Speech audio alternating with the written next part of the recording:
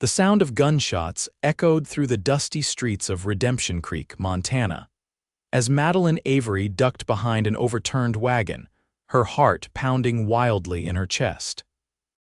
The year was 1878, and the normally peaceful frontier town had erupted into chaos when a band of outlaws had decided to rob the local bank. As the town's schoolteacher, Madeline had never imagined she would find herself caught in the middle of a shootout, but here she was, praying for her life as bullets whistled overhead. "Stay down, madam." A deep voice commanded as a tall figure slid into position beside her, the silver star pinned to his vest catching the harsh midday sun. Sheriff Jackson Calloway's steely blue eyes scanned the street with practiced precision, his Winchester rifle held at the ready. His weathered face, tanned from years under the western sun, showed no fear, only determination. At 32, he had already earned a reputation as one of the most effective lawmen in the territory. "Are you hurt?" he asked, briefly glancing at Madeline. "No, I'm fine," she stammered, though her trembling hands betrayed her terror. At 26, Madeline had come west from Boston just 8 months prior, seeking adventure and independence, but nothing in her previous life had prepared her for the raw violence of the frontier. "Good. When I give the signal, you run straight for the general store. Mr. Peterson will keep you safe inside." The sheriff's voice was calm despite the chaos around them. Madeline nodded, gathering her courage, when Sheriff Calloway shouted, "Now." She bolted from behind the wagon, her skirts clutched in her hands as she raced across the dusty street. She had almost reached the safety of the store when a searing pain tore through her side. She stumbled, falling hard onto the dirt road. The sheriff cursed under his breath as he saw Madeline fall. With remarkable speed, he fired 3 precise shots, dropping one of the outlaws before rushing to her side. In one fluid motion, he scooped her into his arms and carried her to safety. "Doc Wilson," he bellowed as he kicked open the door of the general store. "We need you now." The town's doctor, who had taken shelter in the store along with other citizens, immediately cleared a space on a nearby table. "Put her down here, Sheriff." Madeline's vision swam as she fought to stay conscious. The pain in her side was excruciating, and she could feel warm blood soaking through her dress. As the doctor cut away the fabric to examine her wound, she heard the sheriff issue orders to the deputized men who had gathered to defend the town. "Jenkins, cover the north end of the street. Michaels, take 2 men and circle behind the bank. I want those bastards cornered." His voice was hard as iron through her pain. Madeline watched as Sheriff Calloway strode back into the street, his tall figure silhouetted against the bright sunlight. He moved with the confidence of a man who had faced death many times and wasn't afraid to do so again. The shootout continued for another 20 minutes before the remaining outlaws surrendered, outgunned and outmaneuvered by the sheriff and the town's defenders. "It's just a graze," Doc Wilson assured Madeline as he finished bandaging her wound. "Painful but not too serious. You're a lucky woman, Miss Avery." "Thank you, doctor," she murmured, still shaken by the violence she had witnessed. The bell above the store's door jangled as Sheriff Calloway returned, his face grim but satisfied. "We got them all, 4 in custody, 1 dead." His eyes softened as they fell on Madeline. "How are you faring, Miss Avery?" "She'll be fine," Doc Wilson answered, "but she shouldn't walk home alone. That wound needs rest." "I'll escort her," the sheriff said without hesitation, "once I've seen these outlaws secured in the jail." 2 hours later, with the outlaws locked up and the town beginning to settle back to normal, Sheriff Calloway arrived at the general store to find Madeline sitting quietly, her face pale but composed. "Ready to go home, Miss Avery?" he asked, offering his arm for support. Madeline nodded, grateful for his assistance. As they walked slowly through the town toward her small rented house near the schoolhouse, she couldn't help but notice how the townspeople nodded respectfully to the sheriff, their eyes filled with admiration and trust. "You were very brave today," Sheriff Calloway said, breaking the silence between them. "I was terrified," Madeline admitted honestly. "I've never experienced anything like that before. Being brave doesn't mean you're not afraid, it means you act despite your fear." His words were simple but held wisdom earned through hard experience. "How do you do it?" she asked. Face danger like that day after day. The sheriff was quiet for a moment, his eyes scanning the horizon as if searching for something distant. "It's my job to protect the innocent. Someone has to stand between good folks and those who would harm them." When they reached Madeline's small house, the sheriff helped her up the porch steps. "Will you be all right on your own tonight? I could ask Mrs. Patterson to come stay with you." "I'll be fine," Madeline assured him, touched by his concern. "Thank you, Sheriff Calloway, for saving my life today." His eyes met hers, and for a brief moment, something passed between them, a connection neither had expected. "Just doing my duty, madam," he said, tipping his hat before turning to leave. Madeline watched him walk away, his broad shoulders straight and proud. Something about Sheriff Jackson Calloway intrigued her, perhaps. It was his quiet strength or the glimpse of gentleness she had seen beneath his tough exterior. Whatever it was, she found herself hoping their paths would cross again under less dangerous circumstances. The following days were a blur of activity in Redemption Creek. The trial of the captured outlaws was scheduled, and as one of the witnesses to the bank robbery, Madeline found herself spending more time at the sheriff's office than she had ever expected. Each time she entered the neat, sparsely furnished building, her heart would beat a little faster at the sight of Sheriff Calloway bent over his desk, focused intently on his work. "Good morning, Miss Avery," he greeted her one bright Tuesday, rising politely when she entered. "How's that wound healing?" "Much better, thank you," she replied, unconsciously placing a hand over her side. "Doc Wilson says I was fortunate. We all were," the sheriff said soberly. "Those men have left a trail of bodies across 3 territories. Redemption Creek got off light compared to some towns they've hit." Madeline shivered at the thought. "Will you be needing my statement again today?" "No, madam. Judge Parker arrives tomorrow and the trial will start then." He hesitated, then added, "Actually, I stopped by the schoolhouse earlier, but Mrs. Holloway said you'd already left for the day." "Yes, the children have been curious about everything that happened. It's been difficult to maintain order." Madeline smiled ruefully. "I can imagine." The sheriff cleared his throat. "I was wondering if you might join me for supper at the hotel restaurant this evening to discuss your testimony for the trial," he added quickly. Madeline felt a blush rise to her cheeks. "I would be delighted, Sheriff. Call me Jackson, please. At least when we're not in official capacity." "Jackson," she repeated, liking the way his name felt on her lips, "and you must call me Madeline." That evening, dressed in her best blue dress, Madeline met Sheriff Calloway at the Grand Hotel, the finest establishment in Redemption Creek, though it would have been considered modest at best back in Boston. The sheriff had traded his dusty work clothes for a clean black suit that accentuated his broad shoulders and trim waist. With his dark hair neatly combed and his face freshly shaved, he looked less like the hardened lawman and more like the gentleman he might have been under different circumstances. They were seated at a corner table, away from the curious eyes of the other diners, though Madeline could feel the townspeople watching them with interest. A schoolteacher dining with the sheriff was bound to set tongues wagging in a small town like Redemption Creek. "I apologize for the scrutiny," Jackson said quietly as he held her chair. "Small towns and their gossip. I'm getting used to it," Madeline replied with a smile. "When I first arrived, Mrs. Patterson from the Mercantile told everyone I was fleeing a scandalous broken engagement." Jackson raised an eyebrow. "Were you?" Madeline laughed, the sound light and musical in the quiet restaurant. "No, nothing so dramatic. I simply wanted more from life than to be some Boston businessman's proper wife. I wanted adventure, purpose. And have you found it here?" He asked, genuinely interested. "I have," she said, thinking of her students and the satisfaction she felt when they mastered a new concept. "Teaching gives me purpose, the adventure." She touched her bandaged side with a wry smile that found me on its own.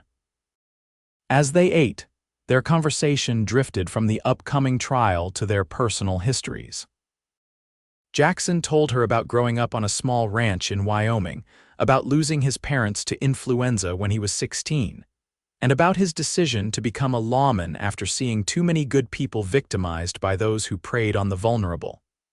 "What about family?" Madeline asked. "No wife waiting at home for you," a shadow crossed his face. "There was someone once, Sarah was her name. We were to be married, but she took sick with typhoid the winter before our wedding. Didn't survive the spring thaw." "I'm so sorry," Madeline said softly, impulsively reaching across the table to touch his hand. Jackson's fingers curled around hers briefly before he pulled away. "It was a long time ago, 8 years now. And you never found anyone else," he shook his head. "Being a sheriff doesn't leave much time for courting. Most women don't want to worry about whether their husband will come home at the end of each day." The honesty in his words touched Madeline deeply. This was a man who understood sacrifice and duty in ways few could comprehend.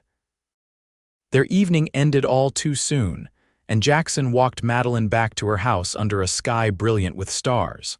At her door, he removed his hat and held it respectfully. "Thank you for a pleasant evening, Madeline. It's been a long time since I've enjoyed myself so much." "The pleasure was mine," she replied sincerely. "Will I see you tomorrow at the trial?" "You will. I'll come by to escort you to the courthouse if that's acceptable." "Very acceptable," she said with a smile. He hesitated, as if wanting to say more, then simply nodded. "Good night, then." "Good night, Jackson." She watched him walk away, his tall figure gradually disappearing into the darkness before entering her house with a sigh. There was something about Sheriff Jackson Calloway that called to her heart, despite all her resolutions to remain independent. The trial of the bank robbers proceeded swiftly under Judge Parker's firm hand. Madeline gave her testimony clearly and precisely, recounting the terrifying moments of the robbery and the shootout that followed. She couldn't help but notice the pride in Jackson's eyes as she spoke without faltering, even when the defense attorney tried to confuse her with his questions. When the verdict came guilty on all counts, Jackson escorted the prisoners to the eastbound train that would take them to the territorial prison. Madeline stood on the platform to see them off, partly out of curiosity and partly because she knew Jackson would be there. "Justice served," he commented as he joined her after the train pulled away. "Will you follow them to the prison?" she asked. "No, my jurisdiction ends here. Federal marshals will take over now." He looked at her curiously. "Why do you ask? Eager to be rid of me?" There was a teasing note in his voice that she had never heard before.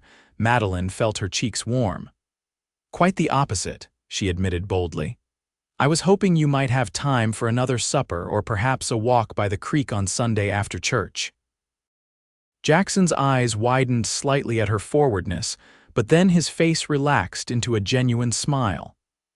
"I would like that very much, Madeline." And so began a courtship that set the town's gossips buzzing with delight. Jackson would call on Madeline after school, sometimes bringing wildflowers he had picked along his rounds or a book he thought she might enjoy.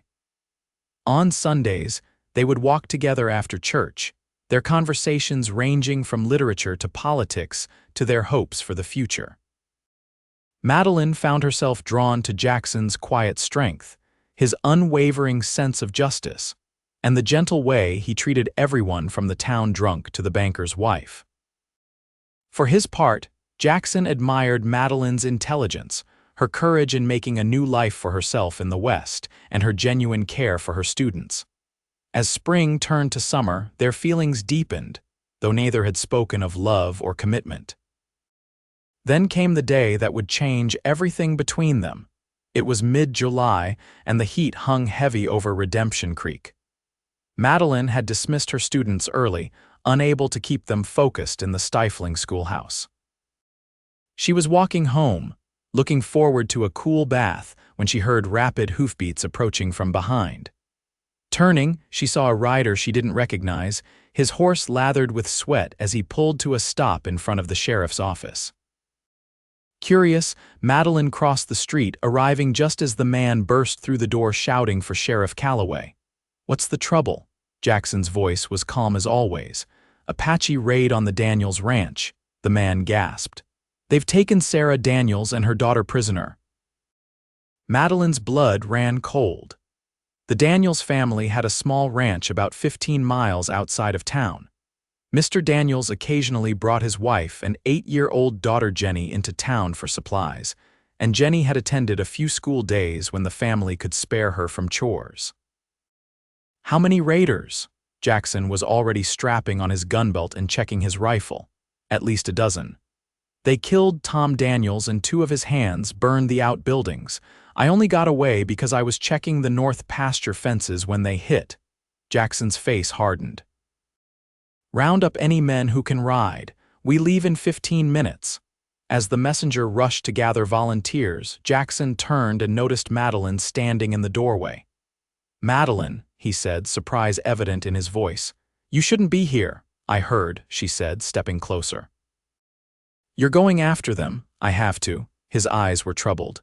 "Those women need help."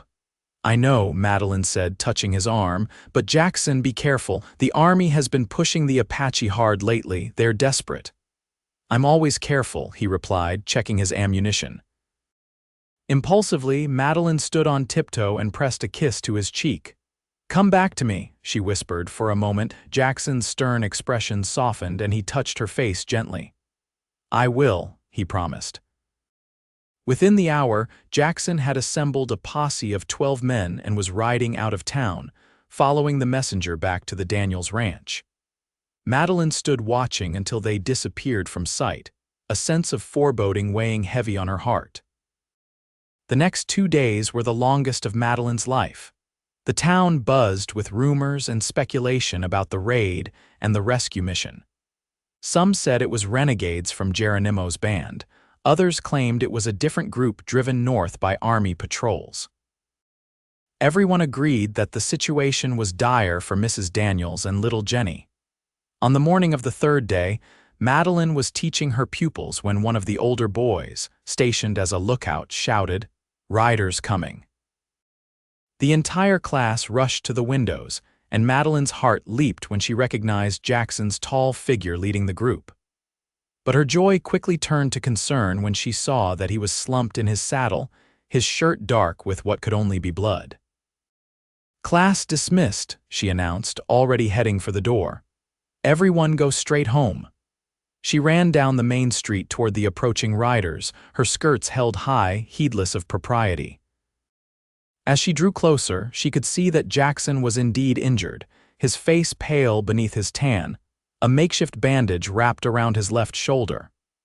"Jackson," she called as the riders reached the edge of town. He looked up, relief washing over his haggard features when he saw her. "Madeline," he said, his voice weaker than she had ever heard it. "Get him to Doc Wilson," one of the riders instructed as they helped the sheriff down from his horse. 2 men supported him as they walked toward the doctor's office, Madeline falling in step beside them. "Mrs. Daniels?" "Jenny." She asked anxiously. "Safe," Jackson managed to say through gritted teeth. Back at the ranch with neighbors staying with them. Inside the doctor's office, the men carefully laid Jackson on the examination table while Doc Wilson hurried to gather his instruments. "Everyone out except Miss Avery," the doctor ordered. "She can assist me." As the men filed out, Madeline moved to Jackson's side, taking his hand in hers. "What happened?" she asked softly. "Ambush," he rasped as Doc Wilson cut away his shirt to reveal an ugly gunshot wound in his shoulder. "They were waiting for us. Got 3 of our men before we could take cover." "This is going to hurt, Sheriff," Doc Wilson warned as he prepared to clean the wound. Jackson nodded grimly, his fingers tightening around Madeline's. She held on just as firmly, offering what comfort she could as the doctor worked to extract the bullet and clean the wound. Through it all, Jackson remained conscious, though beads of sweat formed on his forehead, and his jaw clenched so tight Madeline feared his teeth might break. Not once did he cry out, though the pain must have been excruciating. "You were lucky," Doc Wilson said as he finally finished stitching the wound. The bullet missed any major blood vessels. With rest and care, you should heal well. How long? Jackson asked, his voice hoarse. At least 2 weeks before you even think about resuming light duties. A month before that arm will be much use to you. The doctor's tone brooked no argument, and you need someone to look after you. You can't stay alone with this injury. Before Jackson could protest, Madeline spoke up. He can stay with me. I have a spare room and my house is closer to your office than his, doctor. Both men looked at her in surprise. Miss Avery, Doc Wilson began, while I appreciate your offer, it wouldn't be proper, propriety be damned, Madeline said firmly, surprising herself with her language. Jackson needs care and I can provide it. The town can gossip all it wants. Jackson's eyes, clouded with pain though they were, held a glimmer of something that might have been admiration or perhaps something deeper. It's settled then, she said, leaving no room for argument. Doctor, what instructions do I need to follow for his care? An hour later, with Jackson settled in her spare bedroom and Doc Wilson's instructions memorized, Madeline finally had a moment to herself. She sat at her kitchen table, hands trembling as the events of the day caught up with her. She had nearly lost him. The thought sent a chill through her body despite the summer heat. A soft knock on her door startled her. She opened it to find Deputy Michaels standing on her porch, hat in hand. Evening, Miss Avery. I brought the sheriff's things from his office and some clothes from his house. He handed her a small carpet bag. How's he doing? Resting now, she replied. The doctor gave him laudanum for the pain, the deputy nodded. Good, he needs it though he'd never admit it. He hesitated, then added, Miss Avery, there's something you should know about what happened out there. Madeline's heart quickened. What is it? The sheriff, When we found Mrs. Daniels and her girl, they were in a bad way. The Apache hadn't hurt them exactly, but they were scared half to death. We were bringing them back when we got ambushed in a narrow canyon. Sheriff Calloway, he used his own body to shield little Jenny when the shooting started. That's how he got hit. The deputy's eyes shone with admiration. Never seen anything braver in all my born days. Warmth flooded Madeline's chest at the deputy's words. It was exactly the kind of selfless act she had come to expect from Jackson Calloway. Thank you for telling me, she said softly, and thank you for bringing his things. After the deputy left, Madeline checked on her patient. Jackson was sleeping fitfully, his forehead creased with pain even in slumber. She gently bathed his face with a cool cloth, then sat beside him, her hand resting lightly on his uninjured arm. You brave, foolish man, she whispered. What am I going to do with you? The next few days fell into a routine. Madeline would rise early, prepare breakfast, change Jackson's bandages, then hurry to the schoolhouse for her teaching duties. At noon, she would rush home to check on him, then return for afternoon classes. Evenings were spent preparing meals, reading aloud to Jackson, and ensuring his comfort. By the fourth day, Jackson was strong enough to sit up in bed and eat solid food. His color had improved, and the wound showed no signs of infection. You're a good nurse, he commented as Madeline changed his bandage that evening. Where did you learn such skills? My mother died when I was 12, she explained, her fingers gentle as she applied the salve Doc Wilson had provided. My father never remarried, so I learned to care for him and my brothers when they were ill or injured. Living with 4 men, you learn a few things about tending wounds. Jackson watched her face as she worked, noticing the slight furrow between her brows as she concentrated. You must miss them, he said softly. I do, she admitted. Though my father didn't approve of my coming west, he wanted me to marry the son of his business partner, settle down in Boston, give him grandchildren. And you didn't want that? Madeline secured the fresh bandage before answering. I wanted more than to be someone's wife and mother. I wanted to make a difference in the world, however small. Teaching children who might otherwise never learn to read or write, that matters to me. Jackson nodded thoughtfully. It's a noble calling. The West needs more people like you, Madeline. People who bring civilization without trying to change everything that makes this land what it is. His words warmed her. Thank you for understanding. I understand more than you might think, he said, catching her hand as she moved to stand. Madeline, I need to tell you something. About what happened with the Apache. She sat back down, concern creasing her brow. What is it? Jackson's eyes were troubled as he began to speak. When we found Mrs. Daniels and Jenny, they were unharmed physically but terrified. Mrs. Daniels told me the Apache had planned to take them to their camp, probably to trade them to Mexican bandits who would have sold them.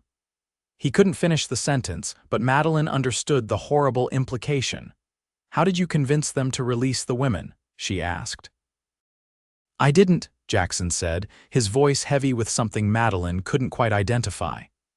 We tracked them to their temporary camp and waited until nightfall. I went in alone, hoping to negotiate. Their leader, a warrior named Tall Bear, spoke some English. I offered him all the money we had, plus our horses and weapons, in exchange for the women. And he agreed. Madeline was surprised. Jackson's grip on her hand tightened. No, he laughed at me, said white men's promises were worth nothing. That's when Jenny broke away from the woman guarding her and ran to me, crying. She grabbed onto my legs and wouldn't let go. He paused, the memory clearly painful. Tall Bear was ready to kill me right there, but then Jenny looked up at him and said something I'll never forget. She said, "Please don't hurt the sheriff. He reads stories to us at school sometimes, and he always brings candy for everyone, even Bobby Miller, who's mean to the girls." Madeline's eyes filled with tears. She had seen Jackson visit the school occasionally, but hadn't realized he had made such an impression on her students. Tall Bear stared at her for the longest time, Jackson continued. Then he asked her if what she said was true. When she nodded, he turned to me and asked why a lawman would spend time with children who weren't his own. I told him that all children deserve kindness and protection, no matter who they belong to. Jackson's voice grew quieter. Something changed in his eyes then. He said that among his people, a man who honors children is considered wise and worthy of respect. He agreed to release Mrs. Daniels and Jenny, but only if we would leave their territory immediately and speak to the Indian agent about the army patrols that had been driving them from their hunting grounds. That's why you were ambushed, Madeline asked. By the army. No, Jackson shook his head.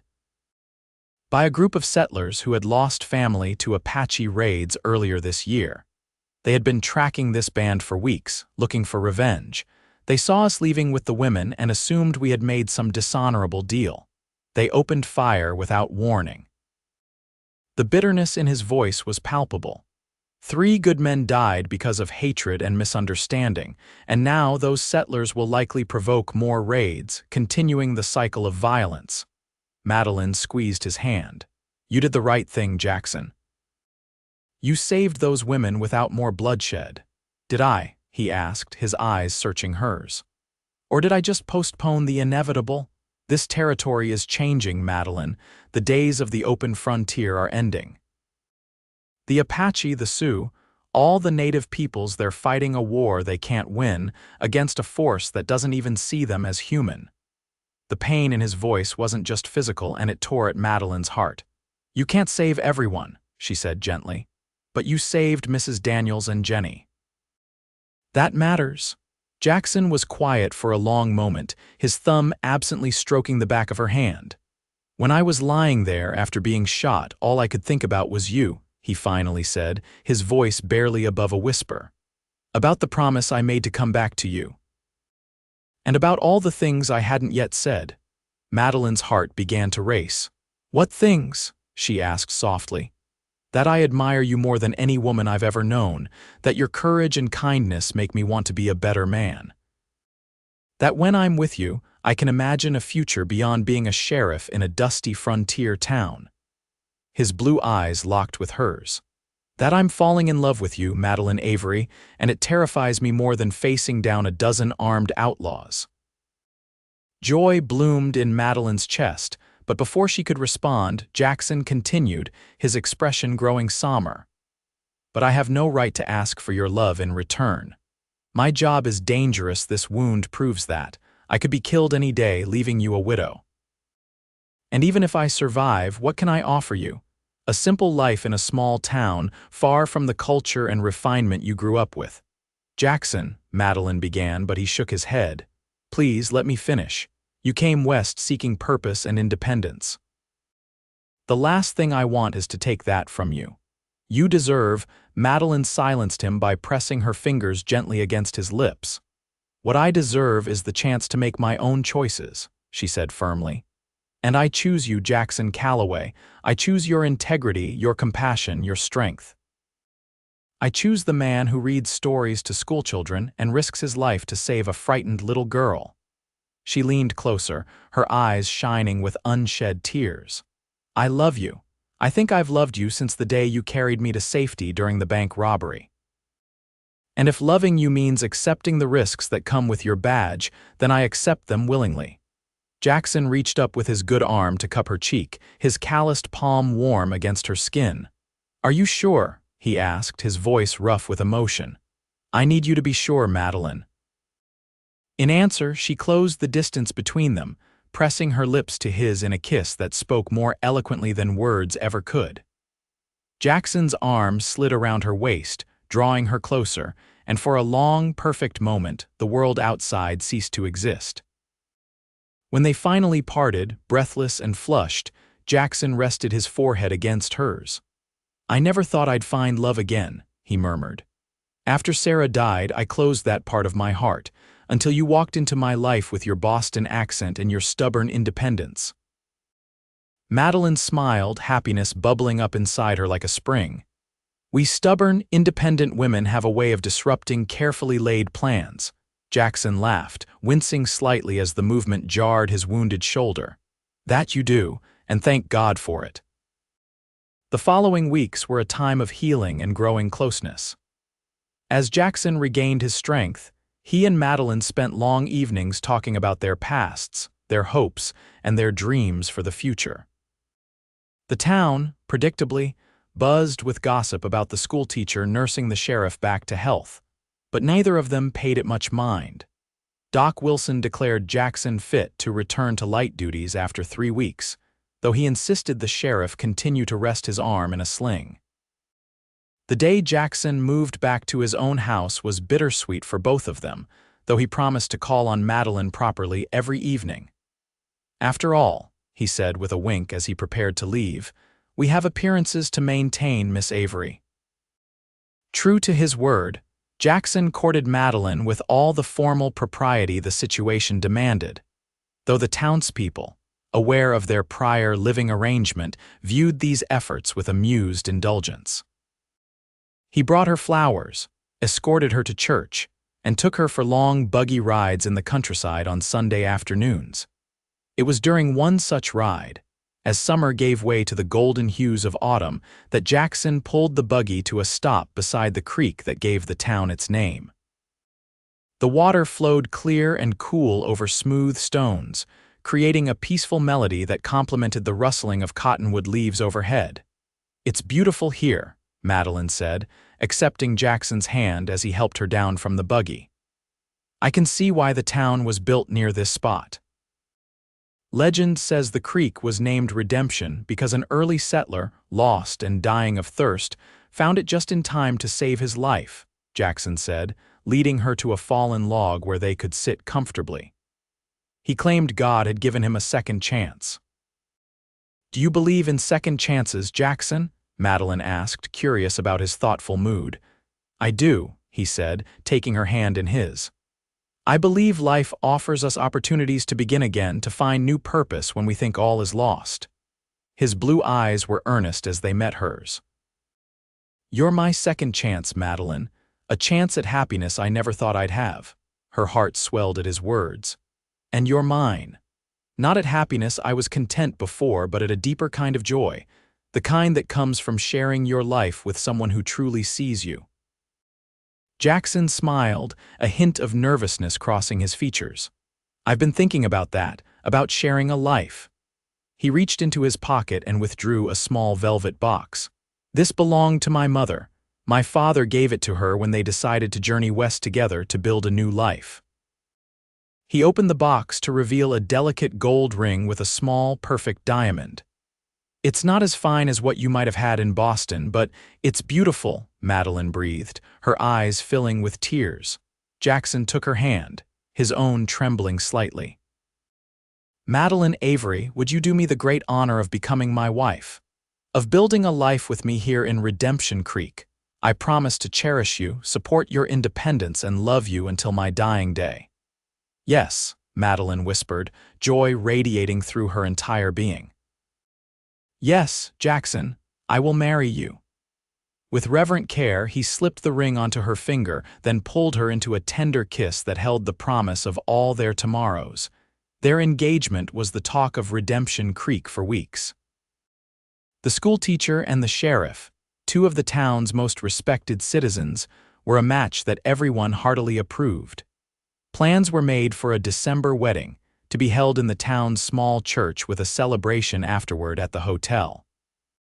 As the wedding day approached, however, an unexpected complication arose. A telegram arrived for Jackson, summoning him to the territorial capital to testify in the trial of the bank robbers he had captured months earlier. The date conflicted directly with their planned wedding. "We'll postpone," Jackson said decisively when he shared the news with Madeline. "The trial shouldn't last more than a week. We can be married when I return." But Madeline saw the conflict in his eyes. "This trial is important, isn't it? These men have hurt many people." Jackson nodded grimly. "They've killed in other robberies. Without my testimony, they might escape the full punishment they deserve." "Then you must go," Madeline said, taking his hands in hers. "Justice is part of who you are, Jackson. I wouldn't ask you to compromise that, even for our wedding." Relief and love mingled in his expression. "What did I do to deserve you?" he murmured, pulling her close. "You were simply yourself," she replied, resting her head against his chest, listening to the steady beat of his heart. That was enough. They rescheduled the wedding for January, after the holidays, when Jackson would be certain to be back from the capital. The town's women rallied around Madeline, helping her with preparations and offering sympathy for the delay. 2 days before Jackson was to leave for the capital, Madeline was in the schoolhouse after hours, grading arithmetic papers when the door opened. She looked up, expecting to see one of her students who might have forgotten a book, but instead found a stranger standing in the doorway. He was tall and lean, with cold eyes and a hard set to his mouth. "Miss Avery?" he asked, his voice as cold as his eyes. "Yes," Madeline replied cautiously, something about the man setting her nerves on edge. "Can I help you? You're engaged to Sheriff Calloway." It wasn't a question. "I am." Madeline rose from her desk, suddenly wishing Jackson were there. "Who are you, sir?" The man stepped further into the room, closing the door behind him. "The name's Marcus Fletcher. Your fiancé killed my brother." Madeline's blood ran cold. "I think you should leave, Mr. Fletcher. The sheriff will be here any moment to escort me home." It was a lie. Jackson was busy preparing for his journey, but she hoped it might deter whatever this man had planned. Fletcher laughed, a harsh sound without humor. "No, he won't. He's tied up with that prisoner transfer. Everyone in town knows it." He moved closer, forcing Madeline to back up against the blackboard. "My brother was shot down in Durango last year. Calloway was the one who pulled the trigger." Madeline remembered Jackson mentioning a shootout in Durango with a notorious outlaw. "If your brother was killed by Sheriff Calloway, then he was breaking the law," she said, trying to keep her voice steady. "He was trying to make a living," Fletcher snarled. "Calloway didn't have to kill him, could have just arrested him, let the courts decide. What do you want?" Madeline asked, her eyes darting to the door, calculating her chances of reaching it before he could stop her. "I want Calloway to know how it feels to lose someone he loves." Fletcher reached inside his coat and pulled out a revolver. "He took my brother. Seems only fair I take his woman." Terror gripped Madeline, but she forced herself to think clearly. If she screamed, would anyone hear? The school was at the edge of town, and most people would be at supper by now. "Killing me won't bring your brother back," she said, edging slowly toward her desk where she kept a letter opener. "It will only ensure you hang." "Maybe," Fletcher conceded with a shrug, But Calloway will suffer first. That's all that matters to me now." As he raised the gun, Madeline lunged for her desk, grabbing the letter opener and hurling it at Fletcher's face. It caught him across the cheek, drawing blood and causing him to yell in pain and surprise. In that moment of distraction, Madeline bolted for the door. She had just reached it when Fletcher recovered, grabbing her by the hair and yanking her backward. Madeline screamed as loudly as she could, fighting with all her strength as he dragged her away from the door. "Shut up," he growled, pressing the gun to her temple. "One more sound and I'll kill you right now." Madeline fell silent, her mind racing. Fletcher was stronger, armed, and clearly determined. Her only hope was to keep him talking, to buy time and perhaps find another opportunity to escape. "Your brother," she gasped. "What was his name?" The question seemed to catch Fletcher off guard. "What? Your brother, what was his name?"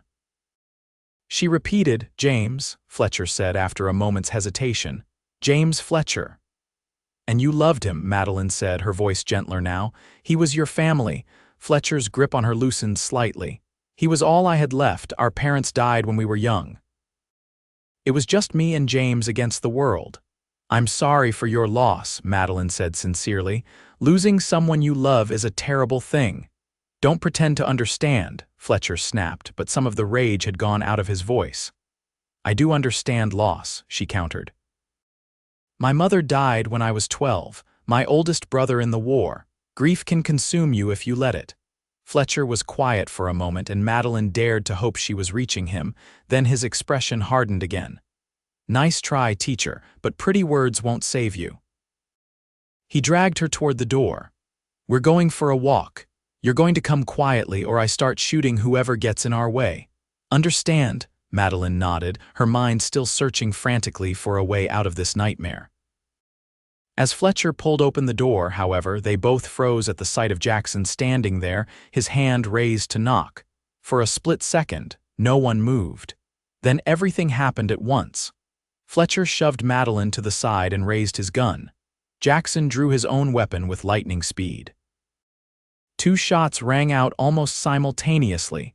Madeline screamed as Jackson staggered backward, blood blooming on his shirt. Fletcher, too, was hit, a red stain spreading across his chest. He collapsed to his knees, his gun falling from nerveless fingers, then toppled forward onto the schoolroom floor. "Jackson?" Madeline rushed to her fiancé, who had braced himself against the doorframe, his face pale with pain. "Are you hurt?" he gasped, his concerned eyes scanning her for injuries even as blood soaked his own clothing. "No, I'm fine, but you're shot." She pressed her hands against the wound in his side, trying to stem the bleeding. "Help!" she shouted toward the town. "Someone help us!" People began to emerge from buildings, drawn by the sound of gunfire. Deputy Michaels was the first to reach them, his face paling when he saw the sheriff wounded and the dead man on the schoolhouse floor. "Get Doc Wilson," he ordered a bystander before helping Madeline support Jackson. "What happened?" "Fletcher," Jackson managed through gritted teeth. "Brother of James Fletcher, the bank robber I shot in Durango. He wanted revenge," Madeline explained, her hands still pressed to Jackson's wound. "He was going to kill me to hurt Jackson."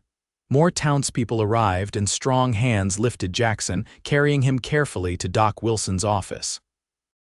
Madeline followed, her dress stained with blood, her mind focused solely on Jackson's survival. "How bad is it?" she asked anxiously as Doc Wilson cut away Jackson's shirt to examine the wound.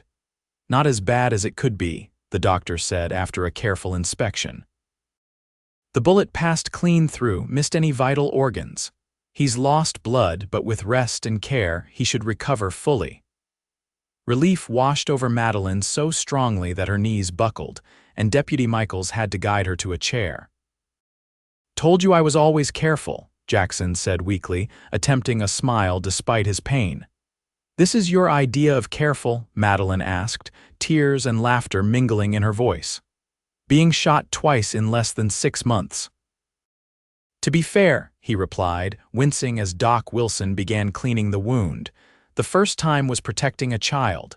This time was protecting the woman I love. Both seem like good reasons to me." Madeline moved to his side, taking his hand in hers. "Why were you at the school?" "I thought you were preparing for your journey." "I finished early, wanted to surprise you, take you to dinner at the hotel." He squeezed her fingers. "Guess the surprise was on me." As Doc Wilson worked to stitch the wound, Jackson looked up at Madeline, his eyes serious despite his attempt at humor. "I heard what you said to Fletcher about understanding his grief. That was brave." "I was terrified," she admitted. "I just needed to keep him talking until I could find a way to escape."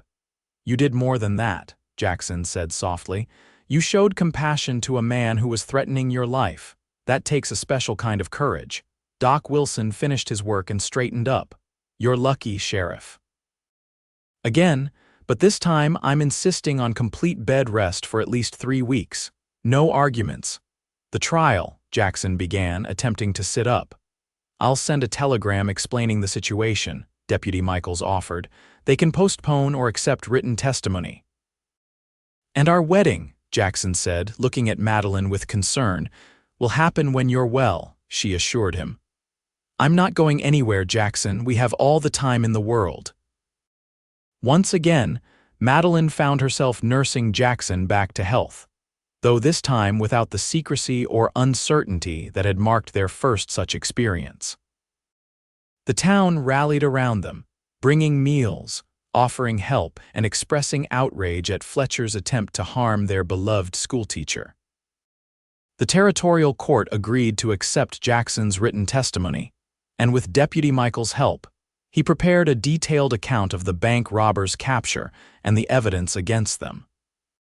When word came back that all the men had been convicted and sentenced to long prison terms, Jackson allowed himself a satisfied smile. "Justice served," Madeline said, echoing his words from months earlier as she read him the telegram. "At a cost," Jackson replied, touching the bandage at his side. "But worth it." By Christmas, Jackson was well enough to attend the town's celebration in the church hall, though Madeline kept a watchful eye on him to ensure he didn't overexert himself. They sat together at a table decorated with pine boughs and red ribbons, accepting congratulations and well wishes from their neighbors. "Have you set a new date?" Mrs. Patterson asked as she stopped by their table, her eyes twinkling with interest. Jackson and Madeline exchanged glances, a silent communication passing between them. "January 15th, Madeline answered. "We don't want to wait any longer than necessary." "Wise decision," Mrs. Patterson nodded approvingly. "Winter weddings are good luck, they say." As the older woman moved on to the next table, Jackson leaned closer to Madeline. "Are you sure about the date? I'll still be recovering." "All the more reason to have someone to take care of you full time," she replied with a smile, "unless you're having second thoughts." "Never," he said firmly, taking her hand under the table. "I'd marry you tomorrow if I could." The weeks leading up to the wedding passed quickly. Jackson continued to heal, gradually resuming more of his duties, though Deputy Michaels handled the more strenuous aspects of the job. Madeline divided her time between teaching and wedding preparations, with the help of the town's women. The night before their wedding, a snowstorm blew in from the north, covering Redemption Creek in a blanket of pristine white. By morning, the sky had cleared to a brilliant blue, the sun transforming the snow-covered landscape into a glistening wonderland. "It's a sign of good fortune," Mrs. Patterson declared as she helped Madeline dress in the small room at the back of the church. "Fresh snow on your wedding day means a clean start to your marriage." Madeline smiled, too happy to be skeptical of such superstitions. Her wedding gown, ordered from Denver and delivered just in time, was a creation of ivory satin and delicate lace, more elegant than anything ever seen in Redemption Creek before. Her hair was arranged in soft curls, adorned with small white flowers, and a simple veil completed the ensemble. "You look beautiful," Mrs. Patterson said, stepping back to admire her handiwork. "The sheriff won't know what hit him." A knock at the door announced the arrival of Mr. Peterson, the general store owner, who had agreed to give Madeline away in the absence of her father. "It's time," he said, offering his arm. Ready, Miss Avery, or should I say almost Mrs. Calloway? Madeline took a deep breath, her heart full of joy and anticipation. I've been ready since the day I met him, she replied, accepting Mr. Peterson's arm. The small church was filled to capacity, every resident of Redemption Creek having turned out for the event. As the organ began to play and Madeline stepped into the aisle, all eyes turned to her, but she had eyes only for Jackson, standing tall and handsome at the altar despite his recent injury. His face, as he watched her approach, held such love and wonder that tears sprang to Madeline's eyes. This man, this brave, honorable man, was to be her husband. The thought filled her with a happiness so complete it almost overwhelmed her. When she reached his side and Mr. Peterson placed her hand in Jackson's, the sheriff leaned close and whispered, "You take my breath away, Madeline Avery." "For the last time," she whispered back with a smile. "After today, it's Madeline Calloway." The ceremony was simple but heartfelt. They exchanged traditional vows, promising to love and cherish each other through all the joys and hardships that life might bring. When the minister pronounced them husband and wife, Jackson's kiss was tender and reverent, a promise of all that was to come. The celebration afterward was the most joyous Redemption Creek had seen in years. The hotel dining room had been transformed with evergreen garlands and white ribbons, tables laden with food prepared by every woman in town. There was dancing despite Jackson's injury, though they moved slowly and carefully to the music. "How are you feeling, Mrs. Calloway?" Jackson asked as they swayed together, his arms holding her close. "Happier than I ever thought possible," Madeline replied honestly. "And you, Mr. Calloway? Any regrets about marrying your stubborn, independent schoolteacher?" "Only that I didn't do it sooner," he said, his eyes warm with love. "We've lost time we could have had together. We have the rest of our lives," she reminded him, resting her head against his shoulder. "And I intend to make every moment count." As evening fell and the celebration continued, Jackson led Madeline outside to the hotel's covered porch.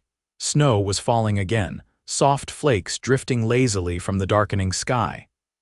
"I have something for you," he said, reaching into his pocket. "A wedding gift." He handed her a small package wrapped in silver paper. Madeline unwrapped it carefully to reveal a delicate silver locket. Inside was a tiny photograph of Jackson on one side with space for another on the opposite side. "It's beautiful," she said, deeply touched. "Will you put it on for me?" Jackson fastened the chain around her neck, his fingers brushing her skin. "I thought perhaps someday we might add a picture of our children to the empty side," he said softly. Madeline turned in his arms, her heart overflowing with love. "I'd like that very much," she whispered before rising on tiptoe to kiss him, snowflakes melting on their joined faces. 5 years later, Sheriff and Mrs. Calloway stood on the porch of their home at the edge of Redemption Creek, watching their 3-year-old son Thomas chase butterflies in the summer garden while baby Sarah napped in her mother's arms. "He has your energy," Jackson observed with a smile, "and your stubborn determination." "And your sense of justice," Madeline replied, recounting how Thomas had solemnly divided his cookies with a friend the day before, ensuring each got exactly the same number. "He'll make a fine sheriff someday." "Or a teacher," Jackson countered, slipping an arm around her waist. "Either way, he'll make us proud." Redemption Creek had grown in the years since their wedding. The railroad had finally reached the town, bringing new businesses and settlers. Jackson had hired 2 additional deputies to help manage the increased responsibilities, while Madeline had trained 2 assistant teachers to accommodate the growing number of children. Life hadn't been without challenges. Jackson had been injured again the previous year while stopping a stagecoach robbery, though not seriously. Madeline had endured a difficult birth with Sarah, leaving both mother and child weakened for several months afterward. But through it all, their love had only deepened, tested by fire, and emerged stronger. "Do you ever regret it?" Jackson asked suddenly. "Coming west, marrying a lawman, the danger, the worry." Madeline looked up at him, the man who had captured her heart amid gunfire and chaos, who had shown her that love could be both fierce and tender. "Never," she said without hesitation. "Not for a single moment.